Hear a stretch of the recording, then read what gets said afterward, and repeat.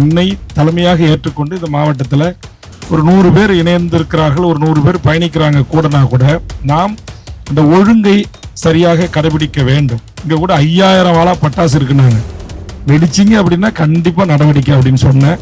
அதனால அவர் வெடிக்கல. இது எல்லாமே பல அரசியல் கட்சிகள் செய்யற வெற்றி விளம்பரங்கள்.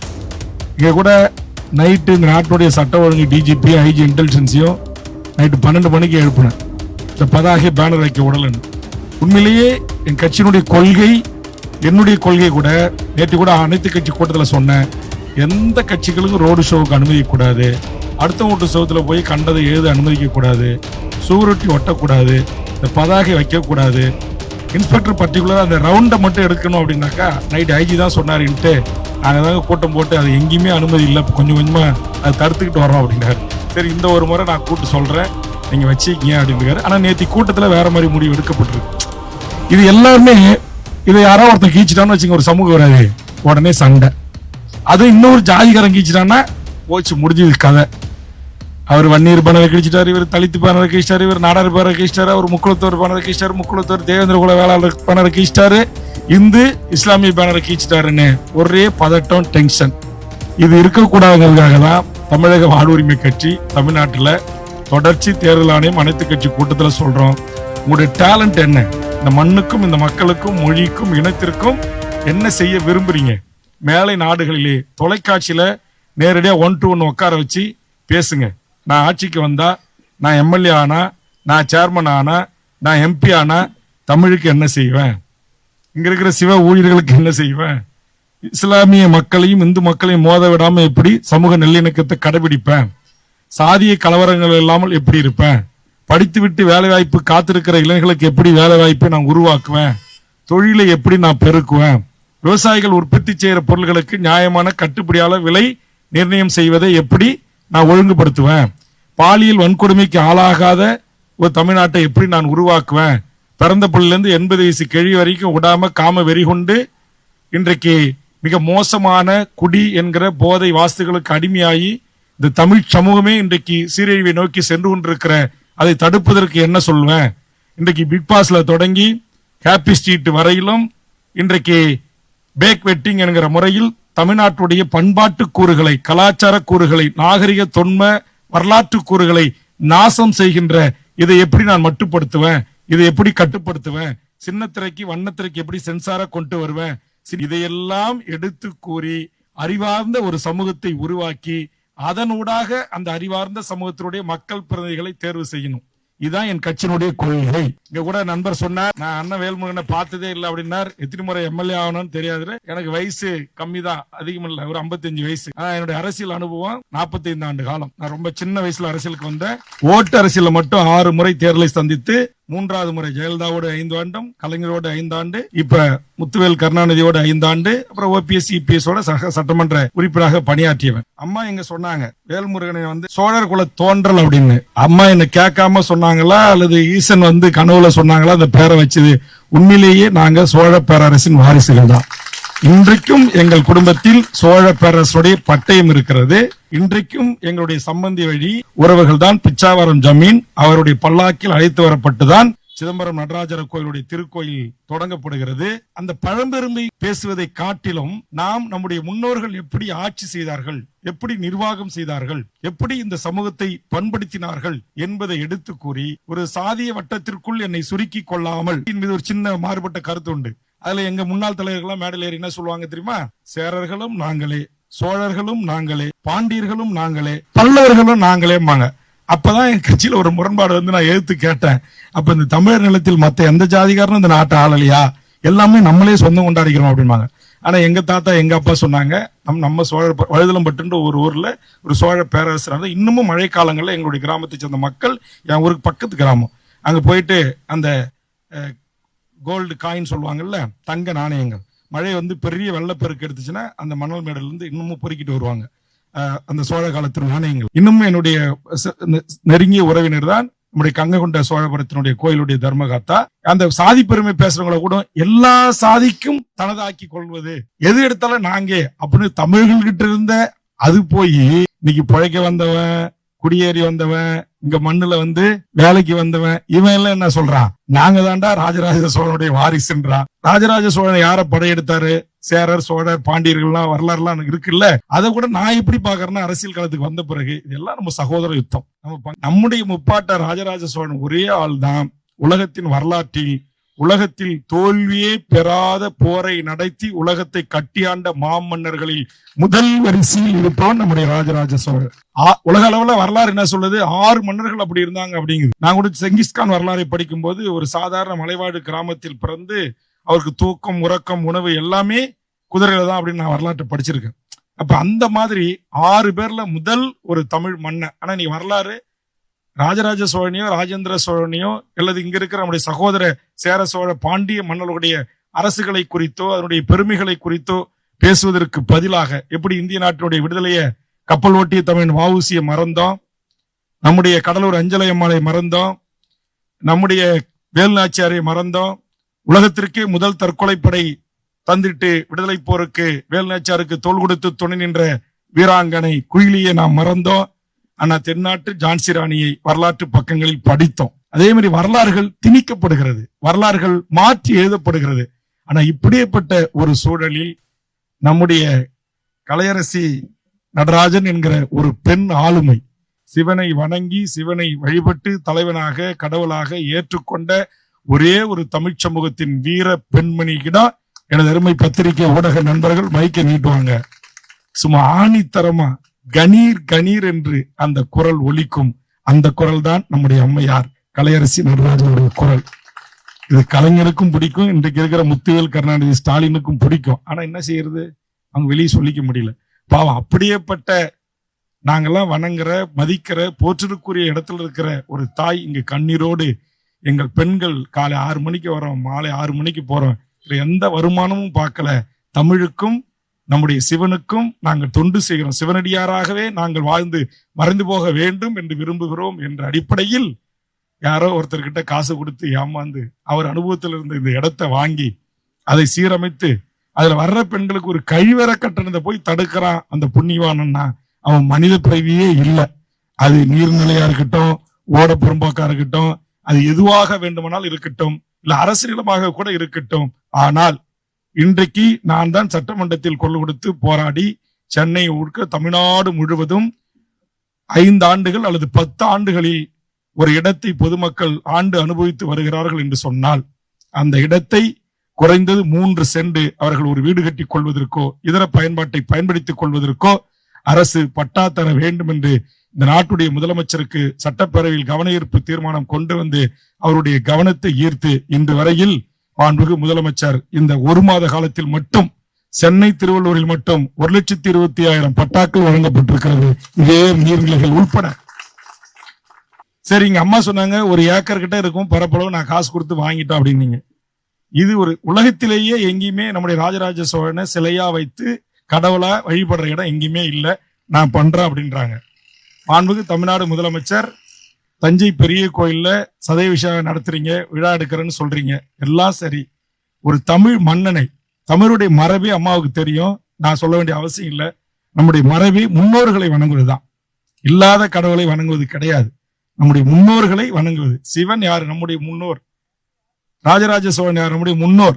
உலகம் முழுவதும் தெற்காசிய நாட்டை முழுவதும் தோல்வியை கொள்ளாமல் ஆட்சி செய்த 29 கிட்டத்தட்ட 30 ஆண்டு காலம் ஒரு மிகப்பெரிய ஒரு ஆட்சி செய்த ஒரு மிகப்பெரிய ஒரு மன்னன். அதை நான் சொன்ன வந்த உடனே நான் கூட பெரும்பாலும் மற்ற இந்த திடீர் பிள்ளையாரு, திடீர் சாமி, திடீர்னு சாமி வந்து குறி சொல்ற கோயில், இதுக்கெல்லாம் நான் போக மாட்டேன். அங்க திருநீர் வச்சாலும் இட்டுக்க மாட்டேன். நான் வந்து எனக்கு பொய் புத்தலாட்டம் பேச தெரியாது. ஆனால் இங்கு வந்த உடனே, இந்த இடத்திற்கு வந்த உடனே எங்களை ஆட்சி செய்த, எமது தெற்காசியா முழுவதும் ஆட்சி செய்த, உலக வரலாற்று பக்கங்களை தனதாக்கி கொண்ட அந்த மாமன்னனை, என் முன்னத்தி ஏறை, என் முப்பாட்டனை கடவுளாக வணங்குவதிலே ஒரு பச்சை தமிழனாக நான் பெருமை அடைகிறேன். ஆக மாண்புமிகு முதலமைச்சர் கலைஞர் அவர்களே, அவருடைய அன்பு முதல்வர் முத்துவேல் கருணாநிதி ஸ்டாலின் அவர்களே, உங்களை இங்கு பல பேர் வந்தேறிகள் என்று சொல்லலாம். இது சென்னை மாகாணமாக இருந்தது. ஒன்றுபட்ட சென்னை மாகாணத்தில் இந்த நாட்டுடைய முதலமைச்சராக ராஜாஜி அவர்களை கொண்டு வந்தது என்னுடைய முன்னோர்கள் நடத்திய உழவர் உழைப்பாளர் கட்சியும் காமன்வெல்த் பார்ட்டி என்கின்ற மாணிக்கவேல் தலைமையிலான கட்சி. அவரை ஆதரித்து அவரை இந்த நாட்டுக்கு மாகாணத்துக்கு முதலமைச்சர் ஆக்கணும். இன்னும் சொல்ல போனால் எங்கள் குடும்ப கட்சி, எங்கள் தாத்தா பொதுச் செயலாளர் பெருந்தலைவர் ராமசாமி படையாட்சியார் தலைவர். அப்போது நாங்கள் உருவாக்கிய அந்த கட்சி தான் இந்திய நாடு முழுக்க பிரதமர் நம்முடைய மோடி இல்ல, அன்றைக்கு இருந்த ஜவஹர்லால் நேருக்கு ஆதரவு கிடைக்கல. தனி விமானம் அனுப்பி ஆதரவு வாங்கி ஆட்சி செய்த பிறகு இவர் குலக்கல்வி திட்டம் கொண்டு வந்தார். என்னன்னா, இப்ப நம்ம எல்லாம் சேலை அணியக்கூடாது, மார்பு சேலை போடக்கூடாதுன்னு இருந்துச்சு இல்லையா ஒரு காலத்துல, வைக்கம் போராட்டம் நடந்துச்சு இல்ல, அந்த மாதிரி அவன் காலில் போகணும், இவன் சூத்திரன், தலையில பிறந்தவன் தொடையில பிறந்தவன் அப்படிலாம் சொல்லி நீ ஆசாரின்னு ஆசாரி வேலை தான் செய்யணும். குலக்கல்வி திட்டத்தை சட்டமாக்கிய போது என்னுடைய முன்னோர்கள் அதை எதிர்த்தார்கள். எதிர்த்து ராஜாஜிக்கு கொடுத்த ஆதரவை திரும்ப பெற்றார்கள். திரும்ப பெற்ற பிறகு யாரை தமிழ்நாட்டின் முதலமைச்சர் ஆக்க வேண்டும் என்று ஒரு விவாதம் வந்தது. அதில் என்னுடைய தாத்தா கோவிந்தசாமி கச்சராயர் 1952 சிதம்பரம் நாடாளுமன்ற தொகுதியில் வேட்பாளராக போட்டியிட்டார். அன்றைய இந்தியன் எக்ஸ்பிரஸ் முதலாளி கோயங்கா தனி விமானத்தில் துண்டறிக்கைகளை எல்லாம் போட்டு எங்கள் தாத்தாவை தோற்கடிக்க முற்பட்டார். ஆனால் எங்கள் தாத்தா மக்கள் பக்கம் நின்றார். மக்கள் எங்கள் தாத்தாவின் பக்கம் இருந்தார். விமானத்தில் வாக்கு ஓட்டு சீட்டு நோட்டை போட்டவர் தோற்கடித்து அன்றைக்கு கோவிந்தசாமி கச்சராயர் நாடாளுமன்ற உறுப்பினராக ஆனார். அந்த ஆதரவை பெற்றுதான் பிரதமராக நம்முடைய ஜவஹர்லால் நேரு தேர்வுபட்டார். இங்கு சென்னை மாகாணத்துடைய ராஜாஜி. ஆனா காமராஜ் முதலமைச்சர் ஆக்கணும். சீபா ஆதித்தனாரும் பெரியாரும் நேரடியாக காமராஜர் அழைத்துக் கொண்டு எங்கள் ஊருக்கு வருகை தந்து எங்கள் தாத்தாவை பார்த்து ஆதரவு கேட்டு பூண்டியாங்குப்பம் என்னும் கிராமத்திலும் கடலூர் சூரப்பஞ்சாவடியிலும் தங்கி அந்த ஆதரவை பெற்று அதற்கு பிறகு பச்சை தமிழன் காமராஜரை 27 எம்எல்ஏக்களும் மாணிக்கவேல் நாயக்கருடைய எம்எல்ஏக்களும் சேர்ந்து 29 எம்எல்ஏக்கள் ஆதரவு கொடுத்து பச்சை தமிழன் பெருந்தலைவர் காமராஜை முதலமைச்சர் ஆக்கியது தமிழர்கள் நிலம். ஆனா இந்த வரலாறுலாம் இன்னைக்கு எங்கேயுமே போவாது. ஏன்னா வாட்ஸ்அப்ல என்ன வருதோ அது வரலாறு, பேஸ்புக்ல என்ன வருதோ அது வரலாறு. ஆனா இன்றைய இளைய தலைமுறைக்கு அந்த வரலாறு தெரியல. அந்த பச்சை தமிழன் தான் கல்வி கூடங்களை திறந்தார், சத்துணவு கூடங்களை தந்திட்டார். இன்றைக்கு கல்வி நாளாக நாம் அவருடைய பிறந்த நாளை கொண்டாடுகிறது தமிழக அரசு. அப்படிப்பட்ட தமிழக அரசை முதலமைச்சரிடத்தில் இந்த மண்ணிலிருந்து ஒரே ஒரு வேண்டுகோளை முன்வைக்கிறேன். கண்டிப்பாக நாளை காலை 8 மணிக்கு நீங்கள் என்னை வரை சொல்லி, நேற்று இரவு துணை முதலமைச்சரிடமிருந்து அழைப்பு வந்தது, உங்கள் செயலாளர் பேசினார். கண்டிப்பாக நாளை காலை உங்களுடைய திராவிட இயக்கத்தின் 70வது ஆண்டு விழாவை நீங்கள் தொடங்குகிறீர்கள். அந்த விழாவில் கூட்டணி கட்சி தலைவர்களை அழைத்திருக்கிறீர்கள். நாளை உங்களிடத்தில் நேரடியாக நான் கையளிக்கிறேன். இந்த உளவுத்துறை நண்பர்கள், பத்திரிகை ஊடக நண்பர்கள் பதிவு செய்து கொண்டிருக்கிறார்கள். நீர்நிலை புறம்பாக்காக இருந்தாலும் கூட 10 ஆண்டுகள் அதை அனுபவித்தால் அதை மாற்றம் செய்து பட்டா வழங்குவதற்கான உரிமையை இந்த இடத்திற்கு நீங்கள் வழங்க வேண்டும் என்ற வேண்டுகோளை நான் முன்வைக்கிறேன். இந்த ஊராட்சியினுடைய BDO block development officer and ஊராட்சி செயலாளர்கள், நான் அஷூரன்ஸ் கமிட்டியுடைய சேர்பர்சனாக இருக்கிறேன். நினைத்த மாதத்தில் விஓனுடைய உதவியாளர்கள் தொடங்கி இந்த நாட்டுடைய சீஃப் செக்ரட்டரி வரையிலும், சாதாரண உதவி கான்ஸ்டபிளர் தொடங்கி நாட்டுடைய டிஜிபி வரையிலும் எந்த நேரத்திலும் சம்மன் செய்து அழைத்து அவர்களுக்கு மக்களுக்கான பிரச்சனைகளை உத்தரவை போட்டு அந்த உத்தரவுக்கான பதிலை பெறக்கூடிய தமிழ்நாடு நடமாடும் சட்டமன்ற பேரவை என்று சொல்லக்கூடிய அரசு உறுதிமொழி குழுவின் தலைவராக இருக்கிறேன். இந்த நாட்டில் இருக்கிற அத்தனை அரசியல் அதிகாரத்தினுடைய பீடமாக இருக்கிற தமிழக சட்டப்பேரவை முதலமைச்சர், அமைச்சர், துணை முதலமைச்சர் கொடுக்கிற அந்த பேரவையில் அறிவிக்கிற உறுதிமொழிகளை, அஷூரன்ஸை அந்த துறை செயலாளர்கள், தலைவர்கள், கலெக்டர்கள், எஸ்பிக்கள், கமிஷனர்கள் நிறைவேற்றுகிறார்களா என்பதை ஆய்வு செய்வதுதான் என்னுடைய பணி. ஆதலால் நிச்சயம் அம்மையார் அவர்களே, நீங்கள் கவலைப்பட வேண்டாம். நம்முடைய முப்பாட்டனை தெய்வமாக வணங்குகின்ற உங்கள் இறை நம்பிக்கைக்கு பாதகம் வராத வகையில் இதை உங்களுக்கு அதிகாரப்பூர்வமாக, அரசு பூர்வமாக பெற்றுத் தருவதற்கான அத்தனை முயற்சிகளையும் நான் மேற்கொள்வேன் என்கிற உறுதியை உங்களுக்கு இந்த நேரத்திலே நான் அளிக்க கடமைப்பட்டிருக்கிறேன் என்பதை தெரிவித்து நாளை முதலமைச்சருக்கும் இதற்கான கடிதத்தை கையில் அளிக்கிறேன். இப்போது கூட நேற்று நடந்த இந்த இஷ்யூல கூட அனைத்து கட்சி கூட்டத்தில் கூட பல பிரச்சனைகளை நான் தலைமைச் செயலாளர் உள்ளிட்ட அனைத்து அரசு துறை செயலாளர்கள், சட்ட ஒழுங்கு டிஜிபி, உளவுத்துறை தலைவர், ஏடிஜிபி, சென்னை மாநகர கமிஷனர் உள்ளிட்ட அத்தனை துறை அதிகாரிகளோடும் பல விடயங்களை, இது சம்பந்தமான பல விடயங்களை எல்லாம் நான் விரிவாக பேசியிருக்கிறேன். அதனால் நிச்சயமாக உங்களுடைய எண்ணம், உங்களுடைய இந்த தீராத இந்த தமிழ் சமூகத்தின் மீது நீங்க வைத்திருக்கிற இந்த அன்பு, தமிழ் மொழியின் மீது நீங்க வைத்திருக்கிற அந்த அன்பு, அந்த பற்று, ராஜராஜன் மீதும் நீங்கள் நம்முடைய இந்த இங்க நமச்சிவாயம் சிவம் இங்கு தமிழ் ஓதுவார். உங்களுக்கு ஒரு தகவலை சொல்லுகிறேன். சிதம்பரம் நடராஜ கோயிலை என்னுடைய முன்னேர்கள் கட்டியதாகத்தான் வரலாற்று செப்பேடுகள் இருக்கிறது. அதுக்குத்தான் இன்னை வரைக்கும் முதல் மரியாதை. ஆனா அதுல அதே வம்சத்தில் வந்த நம்முடைய ஆறுமுக சாமியை தேவாரம் திருவாசக பாட அனுமதிக்கல. தமிழ்நாட்டில் இருந்த 186 கட்சிகள்ல ஒரு கட்சி இதை சட்டமன்றத்தில் கவன ஈர்ப்பு கொண்டு வரல. நான் தான் கொண்டு வந்தேன். எழுந்து பேசினேன். கலைஞர் உட்கார்ந்து இருந்தாரு. நான் சொன்னேன், முத்தமிழ் அறிஞரே, தமிழின தலைவரே, தலைவர் கலைஞரே, உங்கள் ஆட்சியில் உங்க காலத்தில் எங்கள் முன்னோர்கள் கட்டிய திருச்சிற்றம்பலம் நடராஜர் கோவிலில் ஓதுவார் ஆறுமுகசாமி என்கிற ஒரு சிவனடியார் இதுபோல் உத்தராட்சம் கொட்டையும் நெத்தியில் பட்டையும் அணிந்து அங்கு பாடச் சென்ற போது அங்கிருந்த டீச்சர்களால் அடித்து குண்டுகட்டாக தூக்கி வெளியேற்றப்பட்டிருக்கிறார்கள். இது நியாயமா? இது உங்கள் ஆட்சிக்கு அழகா? இதுதான் நீங்கள் தமிழுக்கு செய்கின்ற தொண்டா, தமிழுக்கு செய்கின்ற பெருமையா என்று நான் கேள்வி எழுப்பினேன். ஆதலால் உடனடியாக அங்கு திரு ஆறுமுகசாமி தமிழில் தேவாரம் திருவாசகம் ஓத வேண்டும், அதற்கான ஏற்பாடுகளை நீங்கள் செய்ய வேண்டும், அந்த கோவிலை அரசுரிமையாக்க வேண்டும் என்று நான் வேண்டுகோள் வைத்தேன். முதலமைச்சர் எழுந்தார். உடனடியாக வேல்முருகன் கோரிக்கை ஏற்கப்படுகிறது. நாளை அங்கு ஆறுமுகசாமி தமிழில் தேவாரம் திருவாசகம் ஓதுவார் என்று சொன்னார். இன்றைக்கு ஐஜி இன்டெலிஜென்ஸாக இருக்கக்கூடிய மிஸ்டர் செந்தில்வேலன் ஐபிஎஸ் தான் அன்றைக்கு சிதம்பரத்தினுடைய ஏஎஸ்பி. அதே ஏஎஸ்பியும் எஸ்பியும் சேர்ந்து பிரதீப் குமார் இன்றைக்கு ஏடிஜிபியாக இருக்கிறார். 2 பேரும் சேர்ந்துதான் போலீஸ் போர்ஸோட அந்த டீச்சர்கள் தூக்கி போட்ட போது இவர் உயிருக்கு ஏதாவது ஆபத்து வந்துட போறன்னு பாதுகாப்பா வெளியே கொண்டு வந்தாங்க. சட்டை இல்லாம இருக்கும் செந்தில்வேலன் ஐபிஎஸ் அந்த புகைப்படம் ஃபேமஸ் உலகம் முழுவதும். அன்றைக்கு அதே ஐபிஎஸ் செந்தில்வேலனை சட்டமன்றத்தில் அப்படி முதலமைச்சர் அறிவித்த பிறகு அதே செந்தில்வேலனும் அதே எஸ்பியும் அதே சட்டையை கட்டிட்டு துண்டை இடுப்புல கட்டிக்கிட்டு ஆயிரக்கணக்கான போலீஸ் பாதுகாப்போடு அதே அந்த திருச்சிற்றம்பலம் என்று சொல்லக்கூடிய நம்மளுடைய அந்த நடராஜர் பெருமானுடைய சன்னதிக்கு முன்பு இருக்கிற அந்த மேடையில் அந்த ஓதுவார் ஆறுமுகசாமியை தேவாரம் திருவாசகம் பாட வைத்தவன் வேல்முருகன். தமிழக அரசு உயரதிகாரிகள், இன்றைய ஐஜி திரு செந்தில்வேலன் அவர்கள். நான் எதற்காக சொல்லுகிறேன் என்று சொன்னால், உங்கள் பக்கம் நியாயம் இருக்கிறது, தர்மம் இருக்கிறது, நீதி இருக்கிறது, உண்மை இருக்கிறது. இந்த நாட்டில் உண்மையான நேர்மையான அதிகாரிகள் இன்னும் கொஞ்சம் பேர் விரல் விட்டு எண்ணக்கூடியவர்கள் இந்த நாட்டில் அதிகாரப்படத்தில் இருக்கிறார்கள். ஆதலால் எப்படி இத்தனை ஆண்டு கால மரபு, ஏன்னா அவங்க சுப்ரீம் கோர்ட்ல நீதிபதி அவங்க தான் இருப்பாங்க. யாருன்னு நான் சொல்றேன்னு உங்களுக்கு தெரியும். அங்க போய் அவங்க ஜெயிச்சுட்டு வந்துருவாங்க. ஹைகோர்ட்ல போய் ஜெயிச்சுட்டு வந்துருவாங்க. இந்து அறநிலைத்துறையா, இன்ஸ்பெக்டரா, ஏசியா இருப்பான், டிசியா இருப்பான் நம்ம சூத்திர மக்கள் ஆகிய நம்ம. ஆனா கமிஷனா யார் இருப்பான்னு உங்களுக்கு தெரியும். அவள் தான் இருப்பான். அவள் எழுதிடுவார் ஒரு வரி, அப்புறம் நம்ம உள்ள போக முடியாது. அதை உடைத்து அதை கையகப்படுத்தின. ஆனா இன்னைக்கு என்ன ஆகி போச்சுன்னா, இன்னமும் அது உயர்நீதிமன்றத்துல ஒரு தீர்ப்பு, உச்ச நீதிமன்றத்துல போய் அவ்வாள் இல்ல கோயில நாங்க தான் பராமரிக்கணும், உண்டியல் காசை நாங்க தான் வீட்டுக்கு எடுத்துட்டு போகணும் அப்படின்னு சொல்லி ஒரு ஆர்டர் வாங்கிட்டு வச்சிருக்காங்க. அதுக்காக இருந்த பல்லாயிரக்கணக்கான ஹெக்டர் நிலங்களை இன்னைக்கு வித்துட்டாங்க. பல சாமி சிலைகள் திருடப்பட்டிருக்கிறது.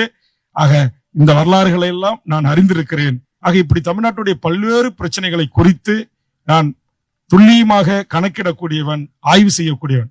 கடந்த மாதம் கூட தூத்துக்குடி மாவட்ட ஆட்சித்தலைவரோடு, இந்த மாவட்ட காவல் கண்காணிப்பாளரோடு, நம்முடைய திருச்செந்தூரில் இருக்கிற முருகப்பெருமானுடைய கோவிலுடைய அந்த பணிகள், விரிவாக்க பணிகள், ஒரு பச்சை தமிழன் தொழிலதிபராக இருந்து 200 கோடி ரூபாயை அள்ளி கொடுத்தார் சிவநாடார். அது விரிவாக்க பணிகள் நடந்து கொண்டிருக்கிறது. அரசு 200 கோடி ரூபாய், 400 கோடி ரூபாயில் பணிகள், பொதுமக்களுக்கு வசதி வாய்ப்புகள், கோவிலுக்கான கடல் இதெல்லாம் செப்பரேடுவதற்கு, விடுதிகள் கட்டுவதற்கு, தேர்வு செய்வதற்கு என்று அந்த பணிகளை சிறப்பாக செய்கிறார்கள் என்று இந்து அறநிலைத்துறை ஆணையர், இணை ஆணையர், துணை ஆணையரோடு சென்று பார்வையிட்டு வந்திருக்கிறேன். ஆக என்னை பொறுத்தவரையில் நான் இயற்கையை வணங்குவனாக இருந்தாலும், என்னுடைய முன்னோர்களை வணங்கக்கூடிய ஒருவனாக இருந்தாலும், இறை நம்பிக்கை உள்ள மக்கள், இஸ்லாமியர்கள் என்று சொன்னால் அவர்கள் தொழுகை செய்கிற இடம் பள்ளிவாசலாக இருக்கலாம், மசூதிகளாக இருக்கலாம், அதற்கென்று ஒரு மாண்பையும் மரியாதையும் நாம் தர வேண்டும். அதே மாதிரி இந்துக்களாக இருப்பவர்கள் நாம் கடவுள் மறுப்பாளர்களாக இருக்கலாம். ஆனால் அதே நேரத்தில் அவர் பெரும்பான்மை மக்களுடைய அந்த எண்ணங்களுக்கு மதிப்பளிக்கக்கூடியவனாக நான் இருக்கிறேன், இருந்து கொண்டிருக்கிறேன். அந்த அடிப்படையில் என்னுடைய முப்பாட்டனை நீங்கள் தெரிந்து போட்டீங்களோ தெரியாம போட்டீங்களோ, சோழகுல தோன்றல் என்று நீங்கள் போட்டிருக்கிறீர்கள் அல்லவா, அந்த தமிழர் மரபில் வந்த அந்த சோழர் குலத்தில் வந்த வேல்முருகனாகிய நான் நிச்சயம் உங்கள் பக்கம் நிற்பேன் என்பதை மட்டும் இந்த நேரத்திலே உறுதியாக உங்களுக்கு தெரிவித்துக் கொண்டு, எந்த ஒரு பிரச்சனையாக இருந்தாலும் அந்த பிரச்சனை தீர்க்கப்படாத பிரச்சனை எதுவும் இல்லை. கண்டிப்பாக மனம் இருந்தால் மார்க்கம் இருக்கும். இன்னைக்கே இதற்கு ஏதாச்சும் ஒரு முடிவு வெட்டலாம்னு சொல்லிதான் அண்ணன் நாசரை வாங்க அப்படின்னு அம்மாவை அழைச்சிங்க, பெயர்லாம் போட்டுறீங்க. என்ன காரணமோ தெரியல, அவர் வரல. இங்க வந்தா அம்மா விட மாட்டாங்க, இதுக்கு ஒரு வழி சொல்லிட்டு போங்க அப்படின்னு நீங்க எல்லாம் கேட்டுறீங்கல்ல. மாவட்டத்து மக்கள், ஓட்டு போட்ட மக்கள், தொகுதி மக்கள், அதற்காகவே வேறு நிகழ்ச்சிக்கு சென்று விட்டாரா இல்ல உண்மையிலேயே அலுவல் நிமித்தமாக சென்று விட்டாரா தெரியல. ஆனா நல்ல மனிதர், பேரு தான் இஸ்லாமியரை தவிர ஒரு பிரச்சனையை கூட்டு நம்ம சொன்னோம். இப்ப கூட வெளிநாடுகள்ல மலேசியாவில் கொஞ்சம் பேர் மாட்டிக்கிட்டாங்க. ஒரு போன் பண்ணி இமிடியா உங்க துறை செயலாளர் மூலியமா அந்த தூதரக தொடர்பு கொண்டு பேசி அவர்களை பாதுகாப்பா மீட்பதற்கு நடவடிக்கை எடுங்க அப்படின்னு சொன்னேன். கிட்டத்தட்ட அன்னைக்கு ஒரு நாள்ல மட்டும் ஒரு 7-8 முறை திரும்ப திரும்ப திரும்ப தூதருக்கு பேசிட்டு, டெல்லிக்கு பேசிட்டு, செக்ரட்டரிக்கு பேசிட்டு, இந்த மாவட்ட ஆட்சித்தலைவருக்கு பேசிட்டு என்கிட்ட ஃபீட்பேக் கொடுத்துக்கிட்டே இருந்த மண்ணின் மகன் நிச்சயம் அவருடைய கவனத்திற்கும் எடுத்து சென்று இந்த பிரச்சனைக்கு ஒரு தீர்வும், முதலில் பெண்கள் ஒரு இயற்கை உபாதைக்கென்று ஒரு கழிவறை கட்டுவதற்கு ஒரு இடைக்கால அனுமதியை கண்டிப்பாக இந்த ஊராட்சி, இந்த வட்டாட்சியார், இங்க இருக்கிற அரசு துறை சார்ந்த அதிகாரி பெருமக்களிடத்தில் முறையிட்டு அதை பெறுவதற்கான முயற்சிகளையும் நாம் மேற்கொள்வோம் என்பதை இந்த நேரத்திலே தெரிவித்துக் கொண்டு, இந்த எனக்கு என்னன்னா இந்த பெண்கள்லாம் வந்து உட்காந்துருக்காங்கல்ல, இவங்களுடைய சிந்தனை, இவங்களுடைய எண்ணங்கள் ஒரு பாசிட்டிவ் என்று சொல்லுவாங்க, பாசிட்டிவ் வைப்ரேஷன். இங்க வந்துட்டு போனா இவங்களுக்கு வந்து மக்களுக்கு சேவை செய்யணும், நல்லது செய்யணும், சாப்பாடு போடணும், பசி இருக்கிறவங்களுக்கு பசி ஆத்தணும், ஒரு கஷ்டப்படுறவங்களுக்கு ஒரு உதவி செய்யணும்னு வரும். ஆனா இதுவே வேற சினிமா திரையரங்கு போயிட்டு வர்றவங்களுக்கு, சீரியல் பாக்குறவங்களுக்கு, பிக் பாக்ஸ்க்கு அடிமையா இருக்கிறவங்களுக்கு என்ன வரும் நீங்க சொல்லுங்க. ஆக இது சமூகத்தை இந்த மாதிரியான அரங்குகள், ஒரு வழிபாட்டு முறைகள் என்பது இப்ப அம்மாவுக்கு இருக்கு. எங்க அம்மா முகம் மாரி இருக்காங்க கிட்டத்தட்ட இவங்க பாருங்க, பட்டை காலையில எழுந்து குளிச்சுட்டு ஒரு பயபக்தியோட வந்து ஒரு ஒழுக்க நெறியோட வந்து இங்க எல்லாருமே வந்து உட்காருவீங்க. ஆனா இன்றைய சமூகம் நேற்றுக்கு பாருங்க, கோவையில ஒரு ஆண் நண்பரோட ஒரு பெண் தனியாக கார்ல கிளாஸ் ஏற்றிட்டு பேசிட்டு இருந்தாங்க. அவங்க தப்பான எண்ணத்தோட தான் அங்க உள்ள உட்காந்து பேசிட்டு இருக்காங்க. அப்ப அவனோடு தப்பான எண்ணத்தில் இருக்கிற நீ ஏன் எனக்கு இரையாக கூடாது என்று மனித உருவில் இருக்கிற மனித மிருகங்கள், வெறிபிடித்த நாய்கள் அந்த பிள்ளையை சீரழித்து சின்ன பின்னமா ஆக்கி இன்றைக்கு மிகப்பெரிய ஒரு தலைகுனிவு தமிழ் சமூகத்துக்கு ஏற்படுத்தியிருக்காங்க. இதுவே ஒரு நல்ல குடும்பத்துல இந்த மாதிரியான பிள்ளைகளுக்கு, பெற்றோர்களுக்கு பிறக்கிறவனா இருந்தா அவனுடைய சிந்தனை இந்த அறநெறிகளை, ஒழுக்க நெறிகளை, ஒரு கடவுள் மீது பக்தி அல்லது நம்மளை மீறிய ஒரு சக்தியின் மீது ஒரு பயம் கலந்த ஒரு மரியாதை, நமக்கு தண்டனை கிடைக்கும், தண்டிப்பாங்க அப்படின்னு இருந்துச்சுன்னா அந்த பாதகத்தை செய்ய மாட்டான். ஒரு பெண் பிள்ளைய 3 நாய்கள், உங்களுக்கு தெரியும், இங்க போறவருக்கு பக்கத்துல ஒரு சின்ன குழந்தைய கற்பழித்து, இன்னைக்கு உச்ச நீதிமன்ற சாட்சி இல்ல, ஒரு பச்சை குழந்தைய கற்பழிக்கிறத வீடியோ எடுத்தா கொண்டு போய் சாட்சியா கொடுக்க முடியும்? நமக்கு நீதிமன்றங்கள் எப்படி வாச்சிருக்கு பாருங்க. அவனை விடுதலை பண்ணி அனுப்புறாங்க. கேட்டா சட்டம் பெரியுது, சட்டத்துக்கு சாட்சி பெரியுது, அதனால நான் விடுதலை செய்யறேன் அப்படின்டா. ஆக என்னுடைய பாணி எப்படின்னா, சட்டம், நீதிமன்றம் இதெல்லாம் ஒரு புறம் எடுத்து வச்சுட்டு, கண் முன்னால நேற்று கூட அனைத்து கட்சி கூட்டத்தில் சொன்னேன், டிஜிபிக்கும் ஏடிஜிபிக்கும் போன் பண்ணி சொன்னேன். அதுல அந்த பெண்ணை பரிசோதனைக்கு உட்பட்டுங்க, இவர்கள் தான் கற்பழித்தார்கள் என்று செமன் டெஸ்ட்ல உறுதியாச்சுன்னா அவர்கள் இந்த மண்ணில் ஒரு நிமிடம் கூட உயிரோடு வாழ்வதற்கு தகுதியற்றவர்கள். நீங்கள் அவர்களை என்கவுண்டரே செய்யுங்க. நான் என்கவுண்டருக்கு எதிராக போராடுறேன், மரண தண்டனைக்கு எதிராக போராடுறேன். டிஜிபி டேவிட்சன் சாரை கூட்டு சொன்ன போன்ல, சார் என்ன பண்ணீங்களே தெரியாது, அவன் நீங்க சுட்டு பிடிக்கணும், இல்லைன்னா சட்டமன்றத்துல உண்டுலன்னு ஆக்கிடுவோம் அப்படின்னு. அதே மாதிரி மறுநாள் காலை 3 பேரையும் காலில் சுட்டு பிடிச்சிட்டோம் அப்படின்னாரு. மெசேஜ் போட்டிருக்காரு, படிக்கிறேன். நான் எதற்கு சொல்றேன்னா, இப்படி மோசமான, இழிவான, மனித மிருகமாக வாழக்கூடிய அயோக்கிய பெயர்களை மனித உருவில் வாழ்வதற்கு நாம் அனுமதிக்கவே கூடாது. ஆக இப்படி ஒரு மனிதம் பெற்றோர்களை மதிக்க மாட்டேன்றான், பெற்ற தாயை மதிக்க மாட்டேன்றான், வகுப்பறையில ஆசிரியரை குத்தி கொள்றான், தாயை சரக்கு கடிக்க பாட்டில் வாங்க காசு தரலாம் மண்டையில கள்ள தூக்கி போட்டு கொள்றான், சொந்த அப்பனை கொள்றான், உறவு முறை மாறி சித்தப்பா பொண்ணு அக்கா பொண்ணு இட்டுட்டு ஓடிடுறான். இல்ல இந்த பொண்ணுங்களுக்கும் வயசு கோளாறுல அது வந்து உறவு முறை மாறி கிராமங்கள்ல இன்னைக்கு பண்பாட்டு சீரழிவு நடக்குது. ஆக இதையெல்லாம் இன்றைக்கு கொஞ்சம் கொஞ்சமா தொலைக்காட்சியில, டிவி நிகழ்ச்சிகள்ல கொண்டு வந்து காட்டி ஒரு ஆபாச வன்முறையை, வக்கரத்தை உருவாக்கி விட்டு இந்த தமிழ் சமூகத்துக்குரிய பண்பாட்டு அறநெறிகள் அனைத்தையும் அழித்து கொண்டிருக்கிறார்கள். அது ஒரு நிகழ்ச்சி தான் இன்னைக்கு இந்த பிக் பாஸ், விஜய் டிவியினுடைய பிக் பாஸ் நிகழ்ச்சி. நாளைக்கு 9ஆம் தேதி உங்களை மாதிரி தாய்மார்களை பூரா அழைச்சி அதுல ஒரு மிக கடுமையான ஒரு போராட்டத்தை தமிழக வாழ்வுரிமை கட்சி ஆயிரக்கணக்கான பெண்களை திரட்டி நாங்க நடத்துறோம். விஜய் தொலைக்காட்சி நிறுவனம் இந்த காட்சிகளை அறிவு சார்ந்த ஒரு போட்டி, திறமை, தனித்திறமை இது வெளிக்காட்டுறமே நடத்து இந்த ஆபாசத்தை, அருவருக்கத்தக்க காட்சிகளை நேரடியா மக்கள் இல்லங்கள்ல பாக்குறதுக்கான வாய்ப்பை ஏற்படுத்தக்கூடாது அப்படின்னு நான் சொல்லியிருக்கேன். சட்டமன்றத்தில் பேசிட்டேன், முதலமைச்சர்கிட்ட சொல்லிட்டேன், அனைத்து கட்சி கூட்டத்தில் வலியுறுத்திட்டேன். இது வரைக்கும் அந்த விஜய் டிவி தொலைக்காட்சி அந்த நிகழ்ச்சி நிறுத்தல. அப்ப நாங்களே களத்துல நாளைக்கு நம்ம உறவுகளோட நாங்க இறங்குறோம். அப்ப என்னுடைய பாணின்னு ஒண்ணு இருக்கு. நான் மனு கொடுப்பேன், கலெக்டர்கிட்ட கொடுப்பேன், கமிஷனர்கிட்ட கொடுப்பேன், எஸ்பி கிட்ட கொடுப்பேன், சட்டமன்றத்தில் பேசுவேன், முதலமைச்சர்கிட்ட சொல்லுவேன். எங்கேயும் எனக்கு தீர்வு கிடைக்கலன்னா எனக்குன்ற ஒரு பாணி உங்களுக்கு தெரியும். இந்த டோல்கேட்னு ஒண்ணு இருக்குல்ல, போகும்போது 200 கூட வரும்போது 200 கூட சொல்லி சொல்லி பார்த்தேன். ஒரு கட்டத்துக்கு மேல ரொம்ப அராஜகம் பண்ணான்.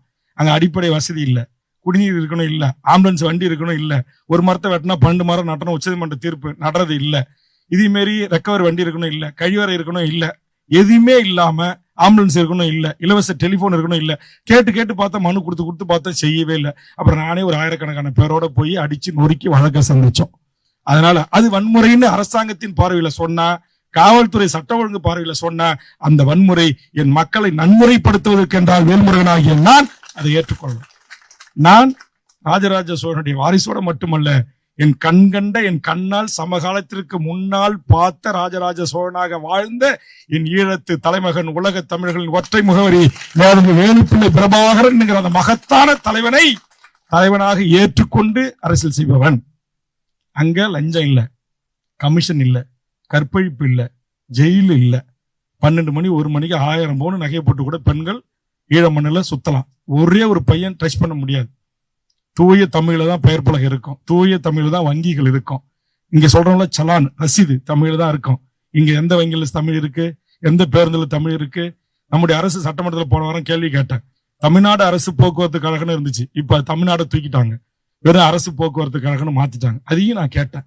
ஆக தமிழ் சமூகத்தினுடைய ஒவ்வொரு வாழ்வுரிமை சார்ந்த பிரச்சனைகளுக்கும் சிக்கல்களுக்கும் ஒற்றை சட்டமன்ற உறுப்பினராக இருந்து சட்டமன்றத்தில் போராடி கொண்டிருக்கிற நான் நிச்சயம் இன்னைக்கு தமிழ் சமூகம் சந்தித்துக்கிற இன்னல்கள், இங்க வேலை வாய்ப்பை பத்தி பேசினாங்க. இன்னைக்கு எங்க இருக்கு நமக்கு வேலை வாய்ப்பு? அதுவும் குறிப்பா உங்க திருவள்ளூர் மாவட்டத்துல அம்பத்தூர் ஆவடி பகுதியில் ஃபுல்லா வடநாட்டுக்காரன். அவங்க வரட்டும், வேண்டான்னு சொல்லல. எங்க போலீஸ் ஏட்டை அவன் எஸ்ஐயும் போனா அவங்களை திருப்பி அடிக்கிறான்.